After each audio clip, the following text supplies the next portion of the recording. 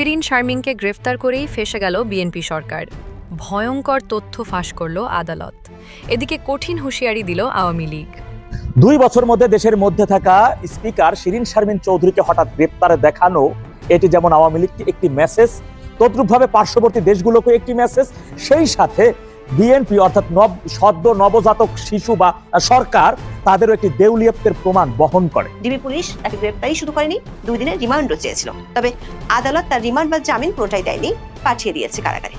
এমন নাটকীয় গ্রেপ্তারের পর দিনভর ঘুরপাক খাচ্ছে কিছু প্রশ্ন। শিরিন শারমিন চৌধুরীকে বিএনপি সরকার হঠাৎ কেন গ্রেপ্তার করলো? এটার সাথে কি আওয়ামী লীগের রাজনীতির কোনো সম্পর্ক আছে, নাকি এর পেছনে অন্য কোনো সমীকরণ কাজ করছে? ইউনূস সরকার কেন তাকে আটক করেনি? তিনি কি ইউনূস সরকারের নজরদারিতে ছিলেন, নাকি ইউনূস সরকারের জঙ্গি শাসনের চোখ এড়িয়ে তিনি আত্মগোপনেই ছিলেন? ইউনূসের আমলে এমনটি হয়েছে, অনেকেই মেনে নিয়েছেন না পারতে।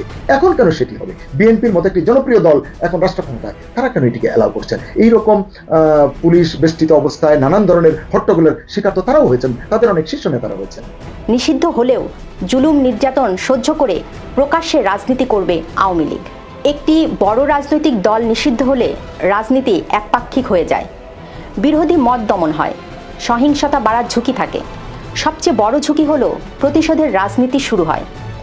আজ যদি এক দল নিষিদ্ধ হয়, আগামীকাল অন্য দলও হতে পারে। আসসালামু আলাইকুম দর্শক, সিগন্যাল বিডি চ্যানেলের নতুন একটি গুরুত্বপূর্ণ নিউজ ভিডিও নিয়ে আপনাদের মাঝে হাজির হলাম। প্রিয় দর্শক, বাংলাদেশের বর্তমান রাজনৈতিক প্রেক্ষাপট জানতে যারা এই ভিডিওটিতে ক্লিক করেছেন তাদের সবাইকে বলবো আপনারা ধৈর্য সহকারে পুরো ভিডিওটি দেখতে থাকুন, কারণ এই ভিডিওটিতে এমন কিছু তথ্য শেয়ার করা হয়েছে যা জানলে আপনারা অবাক হবেন। প্রিয় দর্শক, ইতিমধ্যে আপনারা অনেকগুলো ভিডিওর অংশবিশেষ দেখে নিয়েছেন এবং আশা করি দেখে বুঝতে পেরেছেন আজকের ভিডিওটি কতটি গুরুত্বপূর্ণ এবং আকর্ষণীয় হতে চলেছে।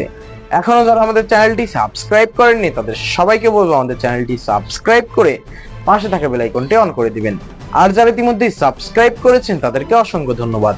তো প্রিয় দর্শক, চলুন আর কথা বাড়াবো না, একটি লাইক দিয়ে মূল ভিডিওতে যাওয়া যাক। আওয়ামী লীগ সরকার পতনের দিন মানে 2024 সালের 5ই আগস্ট সকাল থেকে রাত 2:30টা পর্যন্ত সাবেক স্পিকার শিরিন শারমিন চৌধুরী ছিলেন জাতীয় সংসদ ভবনের একটি কক্ষে। তার সাথে ছিলেন আওয়ামী লীগের আইসিটি প্রতিমন্ত্রী জুনায়েদ আহমেদ পলক সহ 12 জন। পরে সেনাবাহিনী তাদের উদ্ধার করে নিয়ে যায়। গত বছরের 23 এপ্রিল আদালতকে এমন তথ্য জানিয়েছিলেন জনাব পলক। তবে পলকের এমন তথ্যের আগেই ইউনূস সরকারের আমলে একাধিকবার খবর হয়েছিলেন সাবেক স্পিকার। প্রথম খবর হয় 2024 সালের 2রা সেপ্টেম্বর। সেদিনের খবর ছিল পদত্যাগ করেছেন জাতীয় সংসদের স্পিকার ডক্টর শিরিন শারমিন চৌধুরী। ওই দিন তিনি রাষ্ট্রপতি মোহাম্মদ শাহাবুদ্দিনের কাছে পদত্যাগপত্র দিয়েছেন, এমন খবর প্রকাশিত হয় গণমাধ্যমগুলোতে। বিস্ময়কর তথ্য ছিল, পদত্যাগপত্রটি সংসদ সচিবালয়ের মাধ্যমে রাষ্ট্রপতির কার্যালয়ে পাঠানো হয়নি। স্পিকার নিজেই রাষ্ট্রপতির কাছে জমা দিয়েছেন। তবে সেটা সরাসরি নাকি ইমেইলে পাঠানো হয়েছে তা তখনকার সরকার খোলাসা করেনি। তখন এভাবে পদত্যাগ করার যে খবর সরকার থেকে সার্কুলেট করা হয়েছে তা নিয়ে বিতর্ক ওঠে। কারণ রাষ্ট্রপতি সংসদ ভেঙে দিলে পরবর্তী সংসদ না বসা পর্যন্ত স্পিকারের আর পদত্যাগের কোনো সুযোগ সংবিধানে রাখা হয়নি। কিন্তু সংবিধান অনুযায়ী শপথ নিয়েও ইউনূস সরকার স্পিকারের পদত্যাগের বিষয়ে সংবিধানকে টিস্যু পেপার বানিয়ে ফেলেছিল। প্রায় 2 মাস পর বোঝা গিয়েছিল কেন অন্তর্বর্তী সরকার শিরিন শারমিনের পদত্যাগের খবরটি দিয়েছিল। 2024 সালের 31 অক্টোবর উপদেষ্টা পরিষদের বৈঠকে জাতীয় সংসদ সচিবালয় অন্তর্বর্তী বিশেষ বিধান অধ্যাদেশ 2024-এর খসড়া অনুমোদন দেওয়া হয়। ওই অধ্যাদেশ অনুযায়ী জাতীয় সংসদের স্পিকারের অবর্তমানে তার প্রশাসনিক ও আর্থিক দায়িত্ব পান সাবেক আইন উপদেষ্টা অধ্যাপক আসিফ নজরুল। সপ্তাহখানেকের মধ্যেই আবার শিরিন শারমিন চৌধুরী সংবাদপত্রের শিরোনাম হন। এবারের শিরোনাম হলো পাসপোর্ট পেতে আঙুলের ছাপ দিয়েছেন সাবেক স্পিকার। পুলিশ বলছে পলাতক। 2024 সালের 22 আগস্ট অন্তর্বর্তী সরকার সাবেক প্রধানমন্ত্রী, তার উপদেষ্টা, দ্বাদশ জাতীয় সংসদের সদস্য এবং অন্যান্য কর্মকর্তাদের কূটনৈতিক বা লাল পাসপোর্ট বাতিল করেছিল। সাবেক স্পিকার তার স্বামী সৈয়দ ইশতিয়াক হোসেনকে সঙ্গে নিয়ে ওই বছরের 3রা অক্টোবর ঢাকার আগারগাঁওয়ে পাসপোর্ট অফিসে সাধারণ ই পাসপোর্টের জন্য আবেদন করেন। 10 অক্টোবর তাদের আঙুলের ছাপ ও আইরিশ ছবি জমা দেওয়ার কথা ছিল। গণমাধ্যমের খবরে তখন বলা হয় বাড়িতে বসেই তারা আঙুলের ছাপ ও আইরিশ দিয়েছেন। দর্শক, খেয়াল করে দেখুন, 2024 সালের 6 নভেম্বর বাংলাদেশের অনেকগুলো গণমাধ্যমে এই খবর প্রকাশিত হয়েছিল, যেখানে বলা হয়েছিল তিনি ঘরে বসেই আঙুলের ছাপ দিয়েছিলেন, যার অর্থ হলো অন্তর্বর্তী সরকার আমলে হয় সরকার তাকে গ্রেপ্তার করেনি অথবা করতে পারেনি। জনশ্রুতি আছে সরকার করতে পারেনি কারণ তিনি ছিলেন সেনা হেফাজতে। 2025 সালের 22 মে আইএসপিআর পক্ষ থেকে 626 জনের একটি তালিকা প্রকাশ করা হয়, যাদেরকে 5 আগস্টের পর সেনা সদরে আশ্রয় দেওয়া হয়েছিল। এই তালিকার 4 নম্বর নামটি ছিল শিরিন শারমিন চৌধুরীর এরপর বেশ লম্বা একটা সময় স্পিকার কোথায় ছিলেন তা নিয়ে আর আলোচনা শোনা যায়নি। তবে মাঝে মধ্যে দু একটি গণমাধ্যমে তিনি নিখোঁজ এমন খবর প্রকাশিত হতে দেখা গিয়েছিল। যেমন 2025 সালের 25 অক্টোবর একটি গণমাধ্যমের খবর ছিল, সাবেক স্পিকার ডক্টর শিরীন শারমিন চৌধুরী এখন কোথায়, তাকে কোথাও খুঁজে পাওয়া যাচ্ছে না। সরকারের কাছেও তার বিষয়ে হালনাগাদ কোনো তথ্য নেই। তবে ইতিমধ্যে তিনি স্বামী সহ দেশ ছেড়ে সীমান্তের ওপারে মানে ভারতে আশ্রয় নিয়েছেন এমন গুঞ্জনা রয়েছে। ওই খবরে বলা হয় তার বিরুদ্ধে হওয়া হত্যা মামলার 1 বছরের তদন্ত শেষ না হওয়ায় আইনি ব্যবস্থা নিতে দ্বিধায় রয়েছে অন্তর্বর্তী সরকার। সংশ্লিষ্ট মন্ত্রণালয় ও দপ্তরগুলোর মধ্যে এ নিয়ে টানাপোড়েন চলছিল বলে খবর জানানো হয়। সবশেষ নির্বাচন হওয়ার পর যখন শপথ পাওয়ার জন্য স্পিকারকে দরকার, তখন বলা হয় তিনি কোথায় আছেন কেউ জানে না। যদিও 1.5 বছর আগে ঘরে বসে তিনি পাসপোর্টের জন্য আঙ্গুলের ছাপ দিয়েছিলেন। সরকারি ভাষায় এই না জানার মধ্যেই মঙ্গলবার ভোরে ঢাকার ধানমন্ডি এলাকা থেকে তাকে গ্রেফতার করে মিন্ট রোডের কার্যালয়ে নিয়ে যায় ঢাকা মহানগর গোয়েন্দা পুলিশ বা ডিবি।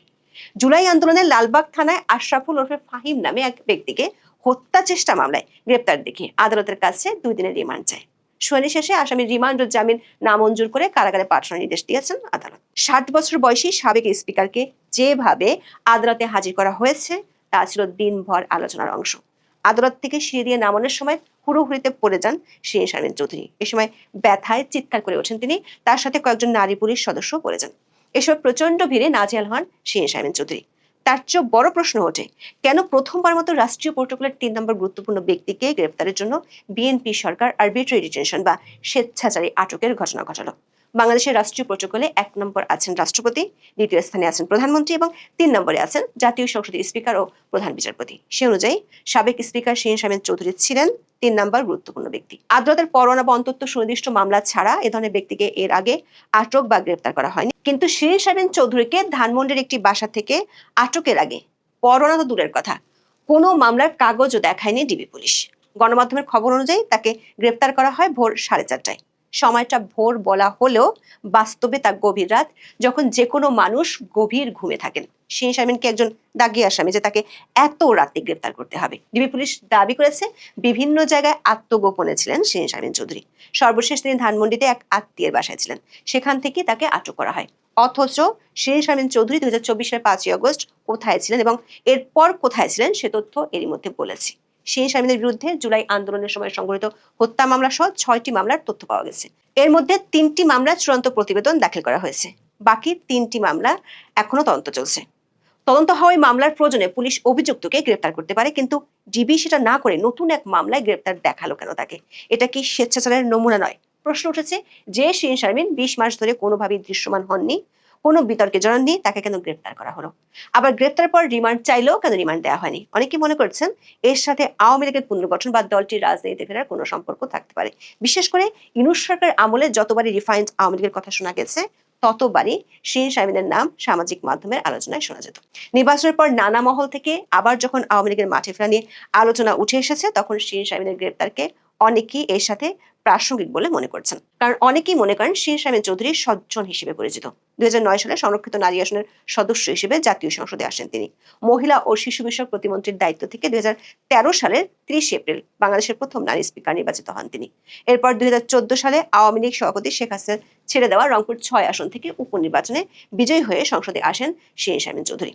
টানা 3টি সংসদে তিনি স্পিকার ছিলেন। আওয়ামী লীগের পুনর্গঠন ঠেকাতে সরকার শিরীন শারমিনকে আপাতত আইনি হেফাজতে পাঠিয়ে দিল এমন আলোচনা নানা মহলে আছে। কারণ যেভাবে তাকে মামলায় গ্রেপ্তার দেখানো হয়েছে সেটি মোটামুটি পরিষ্কার, পুলিশ রাজনৈতিকভাবে হয়রানি করার জন্যই এমনটি করেছে। আদালতে গ্রেপ্তার ও রিমান্ড আবেদনে ডিবি জানিয়েছে 2024 সালের 18 জুলাই কোটা সংস্কার আন্দোলনের অংশ হিসেবে লালবাগের আজিমপুর সরকারি কলোনি এলাকায় ছাত্র জনতা মিছিল করছিলেন। এই সময় আন্দোলন দমনের উদ্দেশ্যে পুলিশ ও আওয়ামী লীগের অজ্ঞাতনামা সন্ত্রাসীরা আন্দোলনকারীদের উপর দেশীয় ও বিদেশি আগ্নেয়াস্ত্র ব্যবহার করে গুলিবর্ষণ করেন। এই মামলায় শিরীন শারমিন চৌধুরী 3 নম্বর আসামি। এমন অভিযোগ দেখে খোদ আইনজীবীরাও অবাক হয়েছেন। একজন স্পিকার হুকুমের আসামি, যেখানে ইতিমধ্যে আদালতে হুকুমের আসামি হিসেবে শেখ হাসিনা ও আসাদুজ্জামান খান কামালের ফাঁসি হয়েছে। রাজনৈতিক বিশ্লেষকরা মনে করেন বিএনপি বিরোধী দল থাকার সময় গায়েবী মামলার বিরুদ্ধে সবচেয়ে সোচ্চার ছিল। সে বিএনপি এখন আবার গায়েবী ও সাজানো মামলায় সাবেক স্পিকারের মতো গুরুত্বপূর্ণ ব্যক্তিকে 20 মাস পর এসে কারাগারে পাঠালো, সেটির পেছনে অবশ্যই কোনো না কোনো রহস্য আছে। আবার অন্য একটি সূত্র বলছে শিরীন শারমিনকে যে মামলাটিতে গ্রেপ্তার দেখানো হয়েছে সেটি হত্যা মামলা নয়, হত্যা চেষ্টা মামলা। সূত্রটি মনে করছে শিরিন শারমিনকে এক ধরনের বন্দি জীবন থেকে বের করে আনতে এমন প্রক্রিয়ায় সরকার গেল কিনা সেখানেও রহস্য আছে। সে রহস্য আসলে কি তা জানার জন্য দেখতে হবে শিরিন শারমিন চৌধুরী জামিন পাচ্ছেন কিনা। 2025 সালের অন্তর্বর্তী সরকারের এক প্রজ্ঞাপনে আওয়ামী লীগের সব কার্যক্রম নিষিদ্ধ করা হয়, কিন্তু তখন একটা বড় ফাঁক ছিল। নিষেধাজ্ঞা ভাঙলে শাস্তি কি? কোনো স্পষ্ট আইন ছিল না। এখন সেই ফাঁকটাই পূরণ করতে যাচ্ছে বিএনপি সরকার। বর্তমান সেই অধ্যাদেশকে আইন বানাতে চায় বিএনপি, অর্থাৎ আওয়ামী লীগের ব্যানারে কোনো সভা, মিছিল, সামাজিক মাধ্যমে প্রচারণা, এমনকি দলীয় পরিচয়ে রাজনীতি সবই হতে পারে ফৌজদারি অপরাধ এবং এর বিচার হতে পারে আন্তর্জাতিক অপরাধ ট্রাইব্যুনালে। কিন্তু এটা কি নতুন কিছু নাকি ইতিহাসের পুনরাবৃত্তি? এবারই প্রথম আওয়ামী লীগ নিষিদ্ধ হয়েছে, ব্যাপারটা তা নয়। 1971 সালে পাকিস্তান সরকার এই দলকে নিষিদ্ধ করেছিল। কারণ কি? কারণ আওয়ামী লীগ নেতৃত্ব দিচ্ছিল স্বাধীনতার আন্দোলনে, নেতৃত্বে ছিলেন বঙ্গবন্ধু শেখ মুজিবুর রহমান। কিন্তু ফলাফল কি হয়েছিল? আওয়ামী লীগ হারিয়ে যায়নি, বরং হয়ে উঠেছিল স্বাধীন বাংলাদেশের প্রধান শক্তি। এরপরও ইতিহাসে দেখা গেছে সামরিক শাসন, রাজনৈতিক দমনপীড়ন, গ্রেপ্তার, মামলা, এসবের মধ্যেও আওয়ামী লীগ বারবার ফিরে এসেছে। বিশ্লেষকরা বলছেন, বাংলাদেশের রাজনৈতিক দল নিষিদ্ধ করে স্থায়ীভাবে শেষ করে দেওয়া এমন উদাহরণ নেই। তবে কি বর্তমান পরিস্থিতি আলাদা? হ্যাঁ, কিছুটা আলাদা। কারণ এবার শুধু নিষিদ্ধ নয়, আইন করে আওয়ামী লীগ করা শাস্তিযোগ্য অপরাধ বানানো হচ্ছে। কিন্তু সমস্যা এখানেই। বিশ্লেষকদের মতে কোনো দলকে নিষিদ্ধ করা মানে রাজনৈতিক মাঠকে একপাক্ষিক করা। এতে গণতন্ত্র দুর্বল হয়। সবচেয়ে বড় কথা, এটি প্রতিহিংসা হিসাবে দেখা হতে পারে। রাজনৈতিক বিশ্লেষকরা আরও বলছেন, যদি আওয়ামী লীগ অপরাধ করে থাকে তাহলে আদালতে বিচার হোক, জনগণ ভোট দিয়ে প্রত্যাখ্যান করুক। কিন্তু আইন করে নিষিদ্ধ করা কেন হবে? তাহলে কি এটা বিএনপির কৌশল নাকি চাপের রাজনীতি? মজার বিষয় হলো, অন্তর্বর্তী সরকারের সময় বিএনপির মহাসচিব মির্জা ফখরুল ইসলাম আলমগীর বলেছিলেন, নির্বাহী আদেশে দল নিষিদ্ধ করা ঠিক নয়। কিন্তু আজ একই অধ্যাদেশে সংশোধন করে আইন বানানোর পথে। সরকার গঠনের পর বিএনপির কেন এই পরিবর্তন? তাহলে যে যায় লঙ্কায় সে কি রাবণ হয়ে যায়? আসলে বিএনপির এই পরিবর্তনের পেছনে 3টি সম্ভাব্য কারণ থাকতে পারে। 1, রাজনৈতিক প্রতিদ্বন্দ্বীকে মাঠের বাহিরে রাখা। 2, নির্বাচনকে সহজ করা। এবং 3, জামায়াত ও এনসিপির চাপ সামলানো। কিন্তু এতে ঝুঁকিও আছে। রাজনৈতিক প্রতিশোধের অভিযোগ উঠবে, আন্তর্জাতিক সমালোচনা হবে, ভবিষ্যতে একই অস্ত্র জামায়াত এনসিপি ব্যবহার করতে পারে বিএনপির বিরুদ্ধেও।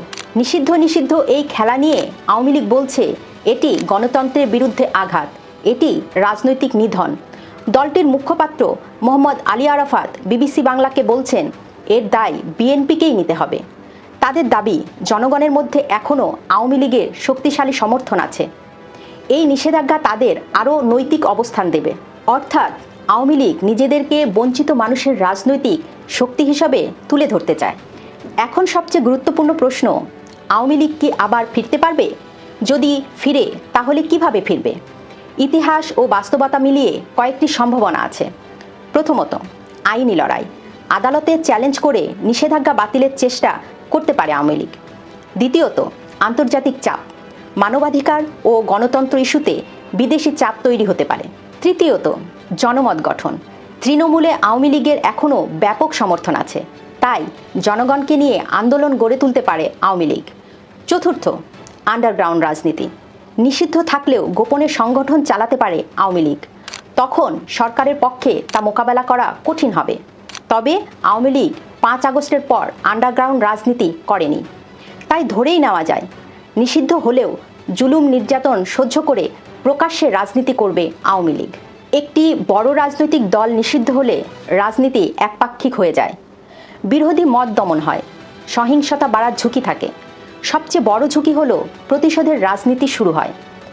আজ যদি এক দল নিষিদ্ধ হয়, আগামীকাল অন্য দলও হতে পারে। আমার মতে কিছু বিষয় বিশ্লেষণ করলে হয়তো আপনিও বলবেন যে দিল্লি যদি বিএনপিকে বিশ্বাস করে তাদেরকে সময় দেয় বা কালক্ষেপণ করে, তাহলে এটা তাদের ভুল হবে। বাংলাদেশ তো 24-এর 5 আগস্টে পচে গেছে, পরাজিত হয়ে গেছে, এই ভূখণ্ড সম্পূর্ণ জঙ্গিদের দখলে চলে গেছে। সুতরাং জঙ্গিদের দখলকৃত ওই ভূখণ্ডটি পার্শ্ববর্তী সকল দেশের জন্য চরম হুমকি। আর তারা যত বেশি সকল দখলকৃত বা জঙ্গিরা এই ভূখণ্ডটা তাদের দখলে বা নিয়ন্ত্রণে রাখতে পারবে, তত বেশি তারা শক্তি সঞ্চার করবে, তত বেশি আরো হুমকি স্বরূপ পার্শ্ববর্তী বিশেষ করে দেশগুলোর। 2 বছর মধ্যে দেশের মধ্যে থাকা স্পিকার শিরিন শারমিন চৌধুরীকে হঠাৎ গ্রেপ্তারে দেখানো, এটি যেমন আওয়ামী লীগকে একটি মেসেজ, তদ্রূপভাবে পার্শ্ববর্তী গুলোকে একটি মেসেজ, সেই সাথে বিএনপি অর্থাৎ সদ্য নবজাতক শিশু বা সরকার তাদেরও একটি দেউলিয়ত্বের প্রমাণ বহন করে। স্পিকার একটি রাজনৈতিক দলের নির্বাচিত হলেও ওই পদটি সম্পূর্ণ নিরপেক্ষ। আর শিরিন শারমিন চৌধুরী তার রংপুরের বিএনপির কেউ বলতে পারবে না সে তার রাজনৈতিক জীবনে বা কেরিয়ারে বা স্পিকার হওয়ার পর থেকে তিনি তার নিজ এলাকায় তার প্রতিপক্ষকে রাজনৈতিকভাবে কাউকে কোনোভাবে ঘায়েল করেছে। কিছুদিন আগেও সেনা ক্যান্টনমেন্ট থেকে বলা হলো তিনি সেনা হেফাজতে আছেন। আবার ভোর রাত 4টার দিকে, বুঝলেন, রাত 4টার দিকে তার নিজ বাসা থেকে তাই গ্রেপ্তার দেখানো। তাহলে তিনি কি সন্ত্রাসী? তিনি কি মানে অনেক বড় ক্রাইমবাজ যেখান থেকে পালাই যাবে, হারাই যেতে পারে? ভোর রাত 4টার দিকে গিয়ে তাকে গ্রেপ্তার করে নিয়ে আসা হইলো। তিনি এই 2 বছর ধরে গৃহবন্দী ছিলেন, সরকারের গৃহবন্দী ছিলেন। আগে ছিলেন ডেভিল ইউনূসের, আর এখন তারেকের। আর তাই সেই গৃহবন্দী থাকা অবস্থায় তাকে সঠিক ট্রিটমেন্টও দেওয়া হয়নি, আর এখন তাকে গ্রেপ্তার দেখানো হয়েছে। এবার বলি, কেন দিল্লি যদি বিএনপিকে বিশ্বাস করে তাহলে সেটা ভুল হবে সেই প্রসঙ্গে। আপনারা জানেন 1 থেকে 6 সাল বিএনপি জামাত জোট সরকার তারা ক্ষমতায় থাকাকালীন পুরোটা সময়ই ভারত থেকে তাদের 7 সিস্টারকে আলাদা করে এবং সেইটা নিয়ে তাদের জঙ্গি হামলা চালানো এবং সেটা দখলে নেওয়ার মানে সর্বোচ্চ পায়তারা তারা করেছে। এবং সেই লক্ষ্য অর্জনের জন্য, সফল হওয়ার জন্য এই 10 ট্রাক অস্ত্র কিন্তু সেই সরকারের স্বরাষ্ট্রমন্ত্রী এই যে লুৎফুজ্জামান বাবর, তাকে দিয়েই কিন্তু আজকে তৎকালীন প্রধানমন্ত্রীর ছেলে, আজকের প্রধানমন্ত্রী হওয়া তারেক রহমান কিন্তু এনেছিলেন। সেটা ভুলে গেলে চলবে না। মনে রাখবেন, জিয়াউর রহমানের জন্ম বাংলাদেশের বগুড়া জেলাতে হলেও তার বেড়ে ওঠা, শিক্ষা জীবন, চাকরি জীবন সবকিছুই পাকিস্তানে। পাকিস্তান যখন পরাজিত, আমেরিকা যখন পরাজিত বাংলাদেশের কাছে, তখনই কিন্তু তাদের একটা বীজ তারা এখানে রেখে যায়।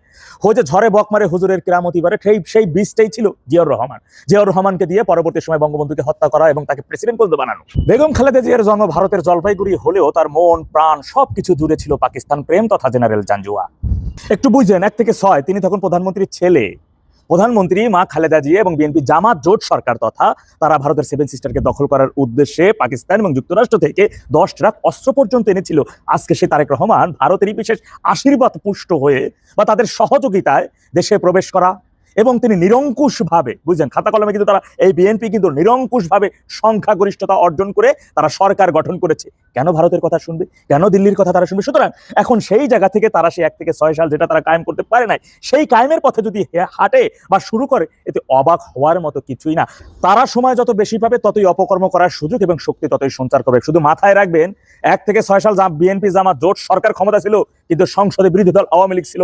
সেই আওয়ামী লীগ বিরোধী দল থাকাকালীনই এত অপকর্ম করছে। 62 জেলায় সিরিজ হামলা, এই যে বাংলা ভাই, ওই যে হরকাতুল জিহাদ, মুফতি হান্নান শীর্ষ জঙ্গিদেরকে সমন্বয় কইরা অরাজকতার একটি স্বর্গরাজ্য, মানে জঙ্গিদের একটা স্বর্গরাজ্যে পরিণত করেছিল বাংলাদেশ। আর আজকে তো আওয়ামী লীগ সংসদ তো দূরের কথা, বাংলাদেশের মধ্যেই নাই, পুরা মাঠ ময়দান ফাঁকা, সব জায়গায় ফাঁকা। সুতরাং দেশে ঢোকা এবং ক্ষমতায় যাওয়ার জন্য হাতে পায় অনেক অনুরোধ বিনয় কইরা সাপোর্ট নিয়া তিনি আজকে দেশের নিরঙ্কুশ সংখ্যাগরিষ্ঠ অর্জন করে প্রধানমন্ত্রী। এখন ভুলে গেলাম পায়ে ধরা সেই অনুরোধের কথা, ভুলে গেলাম। এখন পুরো ভূখণ্ডটা পাকিস্তানের হাতে তুলে দিয়ে এবং এই ভূখণ্ডটাকে কাজে লাগিয়ে সেই 7 সিস্টার কিংবা এইখান থেকে পার্শ্ববর্তী যত দেশ আছে সব দেশে একেবারে খাওয়ায় ছাবার খা ডেভিল ইউনূসের সেই যুদ্ধ ভাব। প্রিয় দর্শক, ইতিমধ্যে আপনারা আমাদের পুরো ভিডিওটি দেখেছেন। ভিডিওটি দেখে কি জানলেন এবং বুঝলেন, অবশ্যই আপনাদের মূল্যবান মতামতটি আমাদের কমেন্ট বক্সে জানাতে ভুলবেন না। এখনো যারা আমাদের চ্যানেলটি সাবস্ক্রাইব করেনি তাদের সবাইকে বলবো আমাদের চ্যানেলটি সাবস্ক্রাইব করে পাশে থাকা বেল আইকনটা অন করে দিবেন এরকম নিত্য নতুন প্রতিদিন গরম গরম নিউজ আপডেট পেতে। ধন্যবাদ সবাইকে।